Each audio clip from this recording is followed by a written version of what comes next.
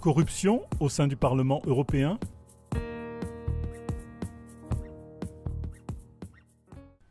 Nous sommes ici devant le bâtiment du Parlement européen à Bruxelles. Le Parlement de l'UE se compose de 751 membres issus des 28 États membres. Ses principales tâches sont l'élaboration et la modification des lois et la distribution des 960 milliards d'euros du cadre financier actuel de 7 ans.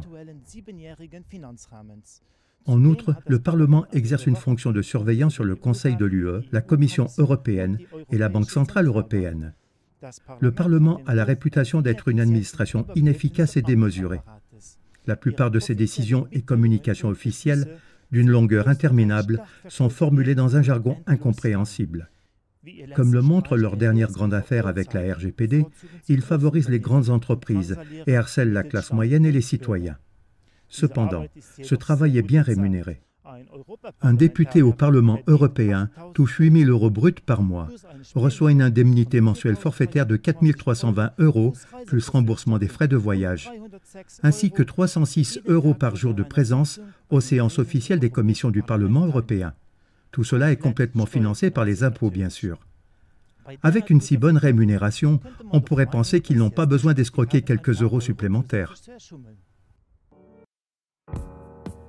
Aujourd'hui, nous parlons à Andrei Soumar, 46 ans, de nationalité biélorusse. Il réside en Belgique depuis 2016. Il est le fondateur du mouvement d'opposition politique Renaissance. Le 28 novembre 2016, il a participé à une séance du Parlement européen à Bruxelles. Par hasard, il est tombé sur des cas systématiques de tromperie, d'enrichissement personnel et d'entrave aux enquêtes sur des soupçons de corruption. Certaines décisions prises par ces commissions étaient également illégales parce que le quorum n'était pas atteint. Comment est-ce possible? C'est ce que nous apprenons maintenant. Bonjour Monsieur Soumar. Le 28 novembre 2016, vous avez assisté à une séance d'une commission du Parlement européen. Pour quelle raison étiez-vous là? J'ai été invité au Parlement européen pour présenter une pétition numéro 0789 de l'année 2015 consacrée au trafic de visas Schengen. Moi, je suis auteur de cette pétition et je devrais participer à la discussion des problèmes soulevés dans cette pétition. Et à ce moment-là, vous avez découvert quelque chose d'étrange? La veille de la réunion, j'ai appris par cœur les noms de famille et les photos de tous les députés compétents pour le traitement des pétitions. Au total, c'était 61 personnes à l'époque.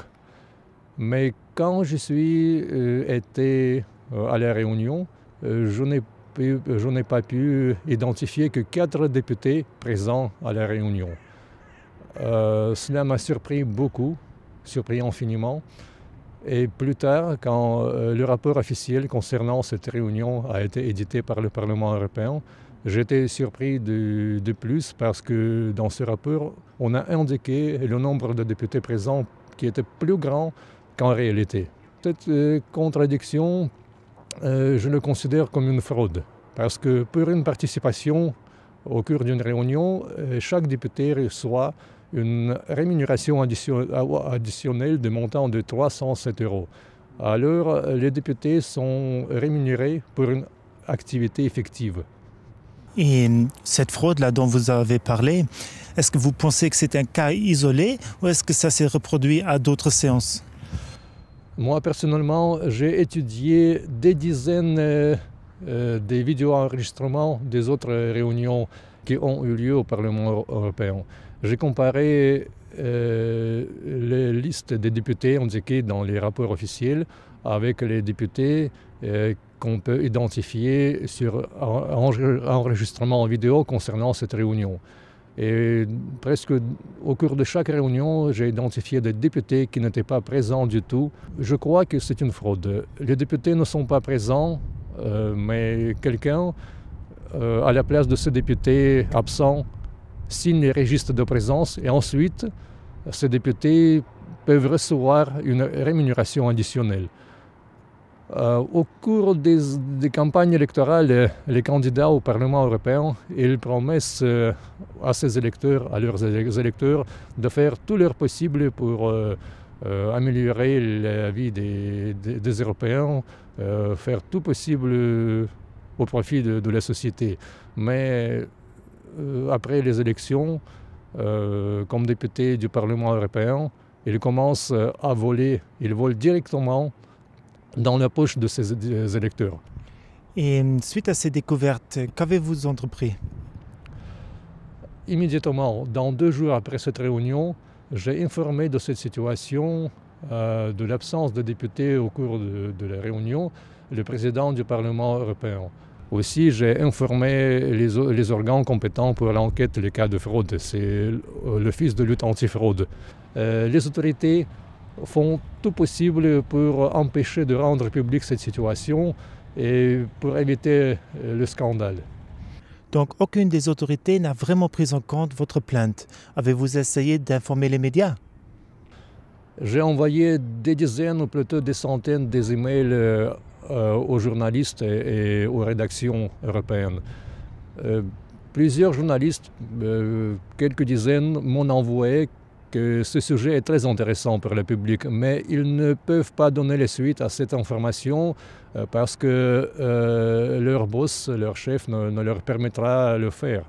Et ainsi, on peut conclure qu'il n'existe pas de liberté réelle de l'expression et de la presse en Union européenne. Cela me surpris beaucoup. Je peux donner un exemple concernant la télévision française France 3. J'ai envoyé l'information à la rédaction de France 3 et cette télévision a créé et diffusé une émission sous le titre « Gros salaire,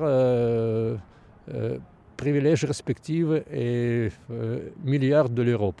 Dans cette émission, on a touché légèrement le problème de présence des députés au cours des réunions au Parlement européen. C'est-à-dire on a donné une illusion des infractions sans présentant aucune preuve de ces infractions.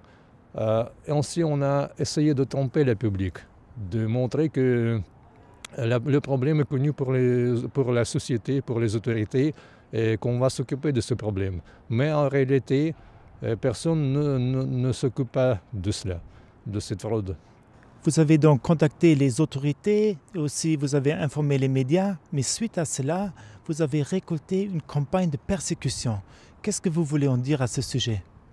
À Bruxelles, on disperse une fausse information à mon sujet qui me discrédite. Et ainsi, on essaie de couper les liens avec les sociétés. On influence les avocats. J'ai déjà changé une dizaine des avocats parce que je vois que les avocats ne font rien pour m'aider dans ma situation. Mais ce qui est plus pire et plus difficile pour moi, c'est une campagne de harcèlement psychologique et physique qu'on a entamée à mon encontre. Je crois que ce sont les autorités eux-mêmes qui ont organisé cette campagne de harcèlement. Les détails concernant ce fait,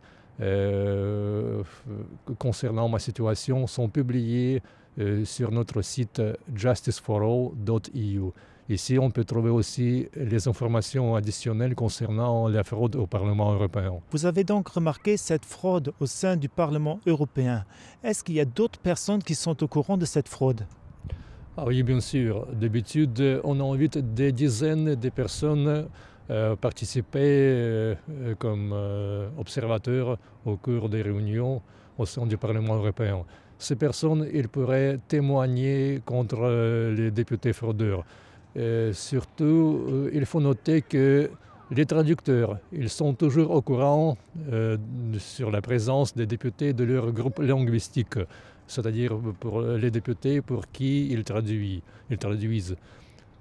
Mais toutes ces personnes, ils gardent le silence. Je vois bien qu'ils sont effrayés. C'est très difficile de résister à la campagne de harcèlement que je subis actuellement, par exemple.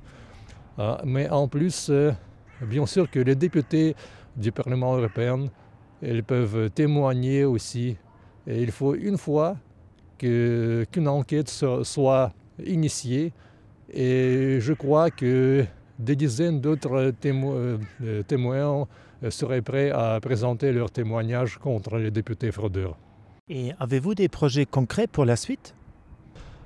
En tant que les autorités européennes ont refusé d'initier l'enquête de l'affaire au Parlement européen, j'essaie de soulever ce problème auprès des autorités nationales. Je voudrais aussi inviter les citoyens de différents pays de faire un petit renseignement des documents concernant les réunions au Parlement européen afin d'identifier les cas lorsque les députés ont commis des fraudes. Ok, merci beaucoup Monsieur Sumar pour votre temps que vous nous avez accordé et pour votre courage aussi pour dévoiler ce qui se passe au sein du Parlement européen.